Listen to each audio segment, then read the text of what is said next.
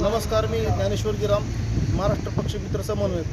जालना जिल्ह्यामध्ये बऱ्याच ठिकाणी तलावामध्ये गाळ काढण्याचं काम चालू आहे. परंतु हा गाळ काढत असताना पक्ष्यांचा कुठेही विचार केला गेला नाही. आणि आज आम्ही माननीय जिल्हाधिकाऱ्यांना निवेदन दिलं की पक्ष्यांसाठी अधिवास निर्माण करण्याकरता पाण्यामध्ये बेटं सोडावी, जेणेकरून पक्ष्यांना त्या ठिकाणी राहण्याची व्यवस्था होईल. आणि त्या बेटाचा नकाशा पण आम्ही त्यांना दिलेला आहे आणि माननीय साहेबांनी याला सकारात्मक प्रतिसाद नोंदवला.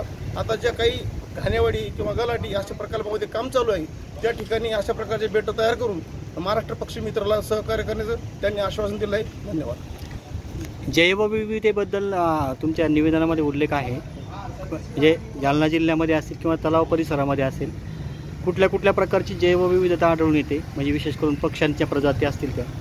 जालना जिल्ह्यामध्ये जर आपण बघितलं तर जवळपास 194 प्रकारच्या पक्ष्यांची नोंद आम्ही घेतलेली आहे. त्यापैकी 81 पक्षी हे पाणथळावर आढळतात आणि सायबेरिया यासारख्या मंगोलिया या देशातून विदेशी पक्षीसुद्धा आपल्या जालना जिल्ह्यात काही पाणथळावर येतात आणि त्यांना राहण्यासाठी तिथं विशिष्ट प्रकारचं खाद्य तयार होतं. परंतु गाळ काढल्यामुळं त्याची खोली जास्त झाल्यामुळे त्यांचा अधिवास नष्ट होत आहे. तर त्यांच्या अधिवासाचं संरक्षण व्हावं, पक्ष्यांचं जतन व्हावं आणि या पाहुणे पक्ष्यांनी यावं, बाकीच्या पक्ष्यांचं संवर्धन व्हावं म्हणून त्या पाण्यामध्ये बेटं सोडण्याचं आम्ही त्यांना असं सूचित केलं आहे आणि सन्मान्य जिल्हाधिकारी साहेबांनी याला प्रतिसाद छान दिलेला आहे.